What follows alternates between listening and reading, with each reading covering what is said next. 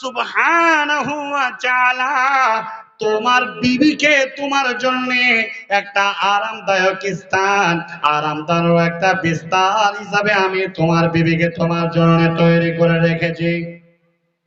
আল্লাহ তাবারক ওয়া তাআলা বলছেন, শুধু তাই নয়, জেনে রাখো আল্লাহ রাব্বুল আলামিন আমাদের প্রথম পিতা হযরতে আদম আলাইহিস সালামকে তিনি সৃষ্টি করেছেন।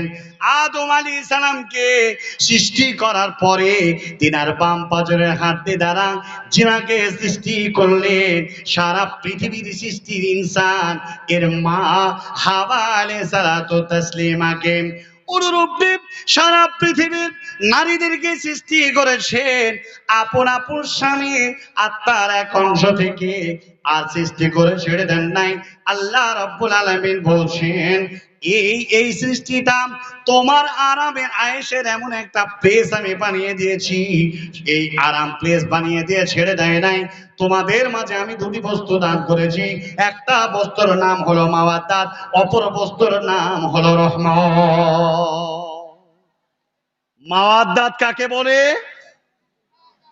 বৈবাহিক সূত্রে আবদ্ধ হওয়ার যে মুভমেন্ট, যে সময়সীমা, এই সময়সীমাটাকে আল্লাহ সুবহানাহু ওয়া তাআলা একে অপরের কাছে এক আনন্দ দেওয়া নেওয়া উভয়ে তারা করবে, যেটাকে খাহিশাতে নফসি বলা হয়েছে।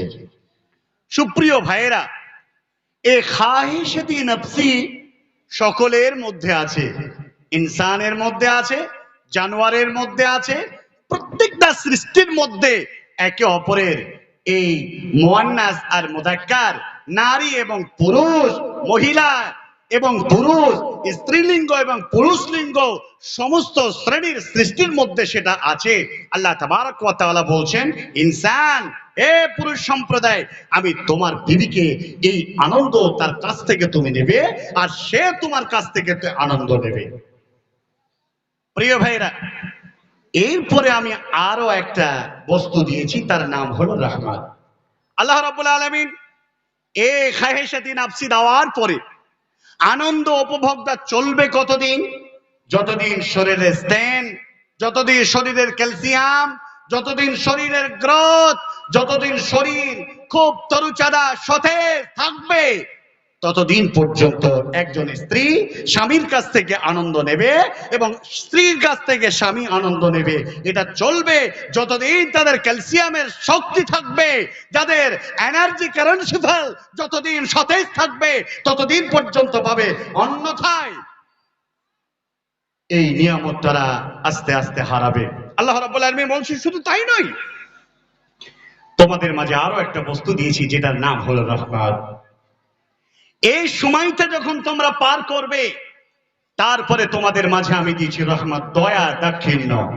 পৃথিবীতে একজন স্বামী, বৃদ্ধ স্বামী, সেও তার স্ত্রীর কাছ থেকে চরমভাবে অনুগ্রহ, অনুকম্পা, অনুপ্রেরণা, কৃপা পেতে থাকবে, এবং একজন স্ত্রীও তার স্বামীর কাছ থেকে পাবে। এই করতে করতে তারা সহ্যশায়ী হয়ে যাওয়ার পরে পৃথিবী যখন ছাড়বে, তখন তাদের একটি স্টেজ শেষ হয়ে যাবে। ভাইরা আমার, বন্ধুরা আমার, পৃথিবীর মাঝে এই শান্তি, আনন্দ, উপভোগ, ভোগ বিলাসের বস্তু হিসাবে উন্নত মানের, উন্নত শিখরে পৌঁছে যাওয়ার একমাত্র বস্তু হলো একজন পুরুষের জন্য তার একজন উপযুক্ত স্ত্রী। এ মর্মে সহিহ মুসলিমের মধ্যে হাদিস এসেছে। এরা কোন শ্রেণীর মানুষ? হাদিস বর্ণনা করছেন, ওয়ান আব্দুল্লাহ ইবনে আমর ইবনে আস রাদিয়াল্লাহু তাআলা আনহুমা قال الدنيا كلها متاع وخير متاع الدنيا المرأة الصالحة। তিনারা বলছেন, পৃথিবীর মাঝে সবচাইতে এক সুন্দর, উন্নত মানের, উত্তম যদি বস্তু থাকে, তাহলে একজন সতী, পতিব্রতা, ধর্মভীরতা, কামিল, পূর্ণাঙ্গ, টোটাল कंप्लीट इस्लाम एजुकेशन कंप्लीट करने वाली একজন মহিলা। সুপ্রিয় ভাই ও বন্ধু বাবা জীবন, এজন্য আজকে আপনার কাছে আমি কথা বলতে এসেছি। একজন ঈমানদার বিবি ব্যতিরিকে একজন স্ত্রী স্বামীকে আনন্দ দিতে পারে না, উপযুক্ত একটা পরিবার গঠন করতে পারে না, এবং একজন স্বামী তার কাছ থেকে তৃপ্তি ভালোবাসা এক পারিবারিক দিক থেকে, এক স্ত্রীর দিক থেকে, এক সন্তান সন্ততির দিক থেকে টোটালকে টোটাল যদি অশান্তির হয়, যদি দ্বীনের ইসলামিক কোনো এডুকেশন না থেকে থাকে, তাহলে তার কাছ থেকে শান্তি পাবে না। আসেন, এই জন্যেই আমরা একটি মাত্র হাদিস আপনার সামনে বলতে চাই। ইসলামিক এডুকেশন দিয়ে একজন স্বামীকে একজন উচ্চত শিখরে পৌঁছে দেওয়ার জন্যে দুর্দান্ত একজন মহিলা যদি আপনার ঘরে থাকে, তাহলে আপনি কতটা উপকৃত লাভ করবেন, আল্লাহ রাব্বুল আলামিনের সন্তুষ্ট কতটা অর্জন করতে পারবেন, তার এক বিভৎস বিবরণ দেওয়ার জন্য আমি আপনার সামনে একটা হাদিস পড়ছি। হাদিস সহিহ আল বুখারী, হাদিস নাম্বার 6820। আমাদের বিশ্বনবী জনাবে রাসূলুল্লাহ, জোরে বলেন বাপ, সাল্লাল্লাহু আলাইহি ওয়াসাল্লাম। আমি কিন্তু আপনার কাছে যতক্ষণ কথা বলবো তথ্যবহুল বিবরণী কথা বলবো। আপনি আলফাল উল্টাপাল্টা কোনো কথা দিয়ে সময় কাটানোর অভ্যাস নেই। সেজন্য আমি যতক্ষণ কথা বলবো আপনারা শোনার চেষ্টা করুন। 1 ঘন্টা 15 মিনিট কথা দিয়েই আমি বলতে এসেছি কিছু, আপনাকে কিছু বলে যাব, কিন্তু আপনি কি শুনলেন আর কি বুঝলেন, যদি কিছু না হয় তাহলে আমার আলোচনাটা টোটাল 1 ঘন্টা 15 মিনিটের বৃথা হয়ে দাঁড়াবে। পরকালে আসামির কাঠ করার আল্লাহ রাব্বুল আলামিনের কাছে আমাকে দাঁড়াতে হবে। এই জন্য আসেন, বিশ্ব নবী জনাবে রাসূলুল্লাহ মুখ খোলেন, বলেন সাল্লাল্লাহু আলাইহি ওয়াসাল্লাম। আল্লাহর নবী প্রথম যখন বিবাহ করলেন, যে আমাদের জননী মা, তার নামটা সবাই জানি, একবার বলুন, হযরতে খাদিজা রাদিয়াল্লাহু তাআলা আনহা। মা যতদিন বিশ্বনবীর কাছে ছিলেন, বিশ্বনবী আর দ্বিতীয় কোন নারীকে বিবাহ করেন নাই। মা খাদিজা চলে যাওয়ার পরে বিশ্বনবী বাকি অংশের সাইয়্যিবা বাকেরা আমার মাদেরকে বিবাহ করলেন। বিশ্বনবীকে আম্মা খাদিজাতুল কুবরা রাদিয়াল্লাহু তাআলা আনহা চরমভাবে এমন সহযোগিতা করেছিলেন ইসলাম সারা পৃথিবীতে বিকাশ ঘটানোর জন্য, ইসলাম এক্সপ্যানশন করার জন্য বিশ্বনবীকে অত্যন্ত সহযোগিতা করেছিলেন। মা খাদিজা ছিলেন এক অর্থ সম্ভ্রান্ত পরিবারের অর্থশীলা একজন নারী। বিশ্বনবী জনাবে রাসূলুল্লাহ সাল্লাল্লাহু আলাইহি ওয়াসাল্লাম খাদিজা কাছে এত ভালোবাসা পেয়েছিলেন, এই কোরআনের প্রাসঙ্গিক আয়াতের এই সারমর্মী হাদিসটা বলছি আপনাকে। আল্লাহর নবী সর্বপ্রথম ধ্যান করতেন গারে হেরায়।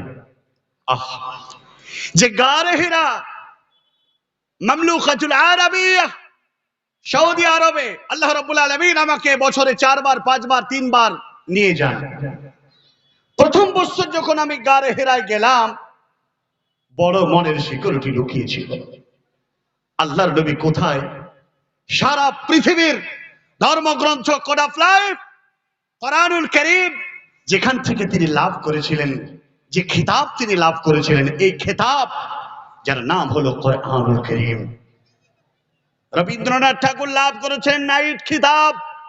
বিশ্ব নবী জনাবে রাসূলুল্লাহ সাল্লাল্লাহু আলাইহি ওয়াসাল্লাম তিনি অর্জন করেছিলেন, লাভ করেছিলেন দিওয়ানি কোরআন।